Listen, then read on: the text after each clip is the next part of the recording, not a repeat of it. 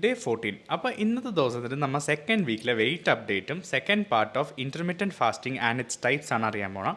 അപ്പോൾ അതൊക്കെ തുടങ്ങുന്നതിന് മുമ്പ് നമുക്ക് ഡേ 13 ഒന്ന് ഫ്രഷ് അപ്പ് ചെയ്തിട്ട് തുടങ്ങാം. So welcome back to show that നെവൻസ് you watching BBCM Bangalore born confused Mallu. അപ്പോൾ ഡേ 13 നമ്മൾ അറിഞ്ഞത് ഇൻ്റർമീഡിയറ്റ് ഫാസ്റ്റിങ്ങും അതിൻ്റെ ടൈപ്സിൻ്റെ പാർട്ട് 1 ആണ്. 4 ടൈപ്സ് അറിഞ്ഞായിരുന്നു.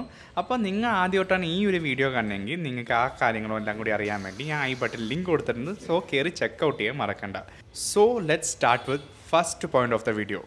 ജ്യൂസ് ഫാസ്റ്റിംഗ് ആണ്, അല്ലെങ്കിൽ ജ്യൂസിംഗ് എന്നും പറയാറുണ്ട്. ഈ ഒരു പർട്ടിക്കുലർ സാധനം ചെയ്യുമ്പോൾ നമുക്ക് ഫാസ്റ്റിംഗ് പീരീഡിൽ ജ്യൂസ് കൺസ്യൂം ചെയ്യാവുന്നതാണ്. ജ്യൂസ് എന്ന് പറയുമ്പോൾ fresh juice of vegetables or fruits. അപ്പോൾ ഇത് ഇങ്ങനെ കൺസ്യൂം ചെയ്യണ കൊണ്ട് തന്നെ നിങ്ങൾ ഒരു ഡയബറ്റിക് ആയിട്ടുള്ള ഒരാളാണെങ്കിൽ നിങ്ങൾക്ക് ഈ ഒരു സംഭവം റെക്കമെൻഡഡ് അല്ല. എന്താണെന്ന് വെച്ചാൽ അതിൽ കാർബോഹൈഡ്രേറ്റ് ഷുഗർ ഉള്ളതുകൊണ്ട് തന്നെ നമ്മുടെ ബ്ലഡ് ഷുഗറിൽ ഗ്ലൂക്കോസ് ലെവൽ കൂടുന്ന കാരണമാണ് ഇത് ചെയ്യരുതെന്ന് പറയണത്. സോ ഇവിടെ നിന്ന് നമുക്ക് സെക്കൻഡ് പോയിന്റ് തുടങ്ങാം, വിച്ച് ഇസ് പാർഷ്യൽ ഫാസ്റ്റിംഗ്. ഈ ഒരു IF മെത്തേഡിൽ നമ്മൾ റെഗുലറായിട്ട് ഫാസ്റ്റിംഗ് ചെയ്യും. അത് ഒരാഴ്ചയൊക്കെ, ഒരു മാസമൊക്കെ, അല്ലെങ്കിൽ ഒരു വർഷമൊക്കെ. ഈ ഒരു ടൈം സ്പാനിൽ നമുക്ക് ചില ഫുഡ് ഐറ്റംസ് അവോയ്ഡ് ചെയ്യുക. അതായത് പോപ്പുലറായിട്ട് ആൾക്കാർ അവോയ്ഡ് ചെയ്യണത് ആനിമൽ പ്രോഡക്ട്സും ഷുഗറും സോഡയും കഫേനൊക്കെയാണ്. നിങ്ങൾക്ക് ഇഷ്ടമുള്ളത് നിങ്ങൾക്ക് ഗിവ് അപ്പ് ചെയ്യുക.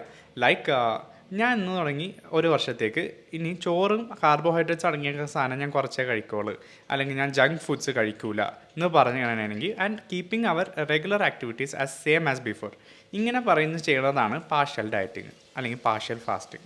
So let start third one, OMAD എന്ന് പറഞ്ഞാൽ 1 meal a day.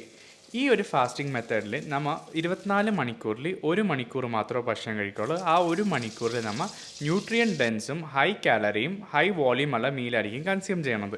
പർട്ടിക്കുലർലി ആൾക്കാർ എങ്ങനെ കഴിക്കാറെന്ന് വെച്ചാൽ ബ്രേക്ക്ഫാസ്റ്റും ലഞ്ച് ടു ലഞ്ചും ഡിന്നർ ടു ഡിന്നറുമാണ് കഴിക്കാറ്. ഫോർ ആൻ എക്സാമ്പിൾ, ഞാൻ ഇന്ന് രാവിലെ ബ്രേക്ക്ഫാസ്റ്റ് കഴിച്ചു. പിറ്റേ ദിവസം രാവിലെ വരെ ഞാൻ ഫാസ്റ്റിംഗ് ചെയ്ത് വെള്ളം മാത്രം 0 കാലറി ഹൈഡ്രേഷൻ മാത്രം ചെയ്ത് നെക്സ്റ്റ് ഡേ മോർണിംഗ് ഞാൻ ഫാസ്റ്റിംഗ് ബ്രേക്ക് ചെയ്യും. ഇതിനെയാണ് 1 meal a day എന്ന് പറയുന്നത്. ഇത് നിങ്ങൾക്കും ചെയ്യണമെങ്കിൽ നിങ്ങളൊരു ഡയറ്റീഷ്യനെയോ അല്ലെങ്കിൽ ഒരു ന്യൂട്രീഷ്യനിസ്റ്റിനെയോ മീറ്റ് ചെയ്ത് നിങ്ങൾക്ക് ആവശ്യമുള്ള റിക്വയർമെൻറ്റിനനുസരിച്ച് നിങ്ങളുടെ ഡയറ്റ് സെറ്റ് ചെയ്ത് ചെയ്യാവുന്നതാണ്. And to our last point, ഇത് കഴിഞ്ഞിട്ട് നമുക്ക് നമ്മുടെ വെയിറ്റ് അപ്ഡേറ്റും കാര്യത്തിലോട്ട് കിടക്കാം. Warriors diet. ഈ ഒരു ഡയറ്റ് പാറ്റേൺ എന്ന് വെച്ചാൽ പണ്ടത്തെ നമ്മുടെ വാരിയേഴ്സൊക്കെ മെയിൻറ്റെയിൻ ചെയ്തതെന്ന് വെച്ചാൽ ഡയറ്റ് പാറ്റേൺ പർട്ടിക്കുലർലി ഒരു യുദ്ധത്തിൻ്റെ സമയത്താണെന്ന് തന്നെ പറയാം. അതെന്ന് വെച്ചാൽ നമുക്ക് രാവിലെ യുദ്ധമൊക്കെ പോയിക്കൊണ്ടിരിക്കുന്ന ഒരു സിറ്റുവേഷനിൽ അവർക്ക് വിശപ്പടക്കാൻ വേണ്ടി ഫ്രൂട്ട്സും വെജിറ്റബിളും ഫ്രൂട്ട്സും വെജിറ്റബിൾസും മാത്രം കൺസ്യൂം ചെയ്ത് രാവിലെയൊക്കെ മെയിൻറ്റെയിൻ ചെയ്ത് രാത്രി ടെൻറ്റിലെത്തിക്കഴിയുമ്പോൾ മാത്രം ഒരു നല്ലൊരു ഹ്യൂജ് മീല് കഴിക്കും.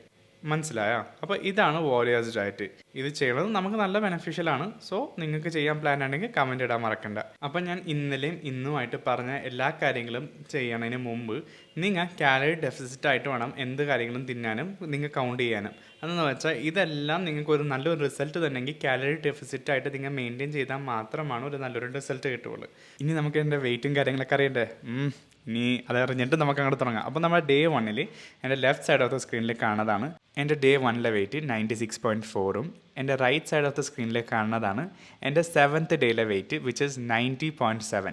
ആൻഡ് ഫൈനലി 14th ഡേയിലെ വെയിറ്റ് എത്രയെന്ന് പറഞ്ഞാൽ 87.6 kgs ആണ് അയക്കണത്.